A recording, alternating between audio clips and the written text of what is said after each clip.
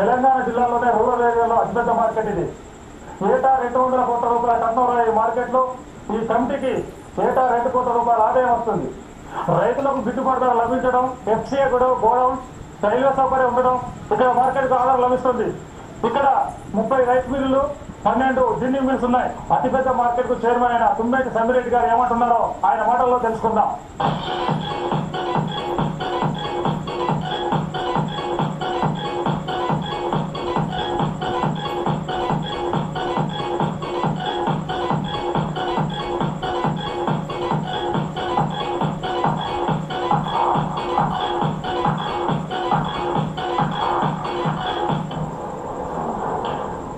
మీ జన్మస్థానం విద్యాభ్యాసం గురించి వివరిస్తారా?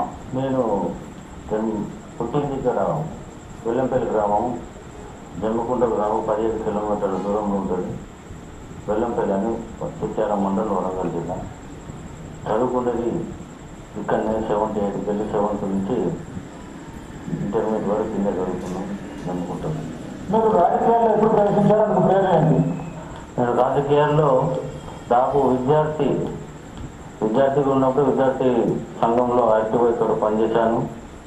తర్వాత 85లో హైదరాబాద్లో ఎన్ఎస్సి రాష్ట్ర కార్యవర్గ సభ్యునిగా, తర్వాత రాష్ట్ర కార్యదర్శిగా, రాష్ట్రంలో ఎన్ఎస్సి విద్యార్థి విభాగంలో చురుగ్గా రాష్ట్ర నాయకత్వంలో పనిచేశాను. తర్వాత యువజన కాంగ్రెస్లో రాష్ట్ర కార్యదర్శిగా, ఉపాధ్యక్షునిగా చేశాను. తర్వాత 2000 నుంచి రాష్ట్ర పిసిసి కార్యదర్శిగా, మరి మీడియా వ్యవహారాల ఇన్ఛార్జిగా ఉన్నాను. ఇప్పటికే 3 పిసిసి ప్రెసిడెంట్ దగ్గర నేను మీడియా ఇన్ఛార్జిగా పనిచేస్తున్నాను. మీడియా ఇన్ఛార్జిగా పనిచేశారు. అలాగంతా కాంగ్రెస్ పత్రిక పెట్టాలని ఆలోచన.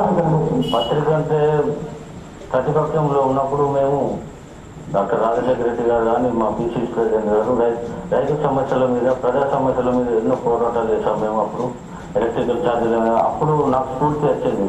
అప్పుడు ఉన్న ప్రభుత్వాన్ని వ్యతిరేకంగా ఏదో చిన్న పత్రికను పెట్టి నా నుంచి కొంచెం ఏదైనా మెసేజ్ ఇవ్వాలని ఆలోచన వచ్చి 2002లో కాంగ్రెస్ కార్యకర్తలు గుండె చెప్పుడు అనే మ్యాగజైన్ తోటి ముందుకొచ్చాము. రాష్ట్రంలో మా పార్టీ కార్యక్రమాలు కానీ, పార్టీ ఏం మూవ్మెంట్ చేస్తుంది, పార్టీ ఏజెండా ఏంటి, పార్టీ ప్రజలలోకి వెళ్ళి తీసుకెళ్ళాలి, అవన్నీ కార్యక్రమాలు రాష్ట్ర స్థాయిలో జరిగే కార్యక్రమాలను మా పత్రిక ద్వారా మా కాంగ్రెస్ కార్యకర్తలకు చేరదీశాను. దానివల్ల కాంగ్రెస్ వయసు కూడా మంచి పేరు వచ్చేది. ఎప్పుడంటే పార్టీ అధికారంలో ఉన్నప్పటి నుంచే నేను కాంగ్రెస్ పార్టీ మేనిఫెస్టో కానీ, పార్టీ విధానాలను కాంగ్రెస్ కార్యకర్తలు చేరదీశాం, పంపించాను. మీరు ఇప్పటి వరకు ఏ పదవులు నిర్వహించారు?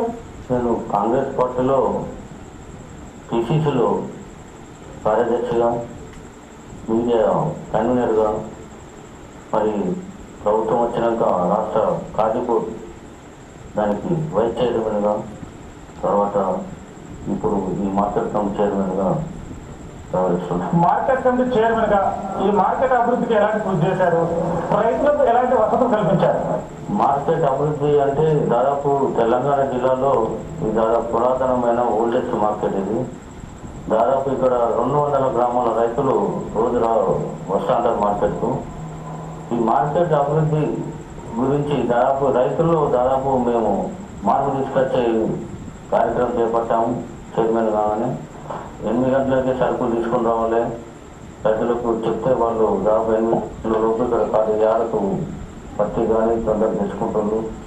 ఎందుకంటే తొందరగా కాంటాలే వారి గ్రామాల్లోకి తొందరగా పంపించే ఏర్పాట్లలో కార్యక్రమంగా 8 గంటల టైం పెట్టి చేశాము. అట్లాగనే ఈ యార్డులో మంచినీటి సౌకర్యం కానీ, ఎలక్ట్రికల్ సౌకర్యం కానీ, సీసీ రోడ్లు, రైతులకు విశ్రాంతి భవనం కానీ, ఇవన్నీ మేము వచ్చిన తర్వాత ఈ యార్డులో చేశాము. రైతులకు ముఖ్యంగా డాక్టర్ రాజశేఖర రెడ్డి గారు రైతు ప్రభుత్వం పేరుతో రైతులు ఎన్నో అభివృద్ధి పథకాలు ప్రకటించి రైతు శ్రేయస్సు గురించి పాటుపడుతున్నారు. కాబట్టి మేము అతని అడుగుజాడల్లో అతను ఇచ్చిన సందేశంతో మేము ఇక్కడ ఈ ప్రాంత రైతులకు సేవ చేసే అవకాశం కల్పించింది. అతని మా మీద నమ్మకంతో ముఖ్యమంత్రి గారు ఈ అవకాశం కల్పించినందుకు వాళ్ళకు చాలా కృతజ్ఞతలు చెప్తున్నాను. ఎందుకంటే మా రైతులతో ఇక్కడ అభివృద్ధి ఎట్లా చేయాలి అంటే మాకు అధికారులతో కానీ మంత్రి గారితో కానీ రాష్ట్ర అధికారులతో కానీ సంబంధాలు ఉన్నాయి కాబట్టి ఇక్కడ మౌలిక సదుపాయాలు ముఖ్యంగా రైతులకు కావాల్సిన మౌలిక సౌకర్యాలు కానీ వాళ్ళు వచ్చిన మార్కెట్ తెచ్చిన సరుకును తొందరగా అమ్మించే బాధ్యత, తొందరగా నీళ్ళ పంపించే బాధ్యత, మరియు ఎలక్ట్రానిక్ కాంటాలు రైతు తెచ్చుకున్న సరుకును మోసాలు తూకంలో మోసం లేకుండా ఎలక్ట్రానిక్ కాంటాలు ప్రవేశపెట్టాము మేము వచ్చిన తర్వాత. అది ఎలాంటి మోసం జరగకుండా రైతులకు వాళ్ళు తెచ్చిన సరుకు కరెక్ట్గా వెయిట్ ఎంత ఉన్నది అంత తెచ్చే కార్యక్రమంలో బియ్యాల్లో 43 కాంటాలు 11 లక్షలతో ఏర్పాటు చేశాము.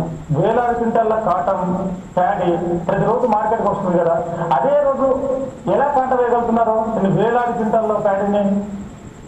దాదాపు రైతులకు గిట్టుబాటు ధర గురించి ఎప్పటికప్పుడు రోజు కమిషన్ ఏజెంట్లతోటి మరియు అర్చీదారులు మరియు వ్యాపారులు రైతులతో ఎప్పటికప్పుడు సమన్వయపరుచుకుంటూ వరంగల్లో ఏ రేటు ఉంది దానికి ఎప్పటికప్పుడు తెలుసుకుంటూ ఆ రేటు రావడానికి మంచిగా గిట్టుబాటు ధర రావడానికి ఎప్పుడప్పుడు మీటింగ్ల ద్వారా సమన్వయంతో నేను ఇట్లా ఏర్పాటు చేసినట్లే CCI ద్వారా గవర్నమెంట్ వాళ్ళు కాటన్ కార్పొరేషన్ వాళ్ళు ఇక్కడ 2 సెంటర్లు పెట్టారు.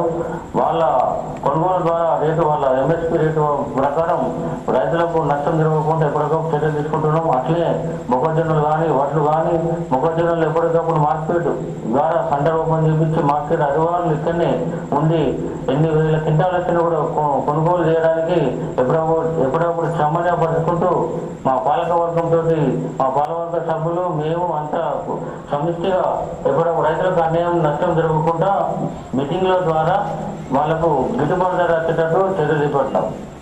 మీ మార్కెట్కు 2 కోట్ల రూపాయల ఆదాయం వస్తుంది కదా, మరి రైతుల ఆరోగ్యానికి సంబంధించి ఏమైనా నిధులు ఇచ్చిస్తున్నారా? రైతులకు ఈ ప్రాంత రైతులకు మా మార్కెట్ కంపెనీ దాదాపు 200 కోట్ల బిజినెస్ అవుతుంది.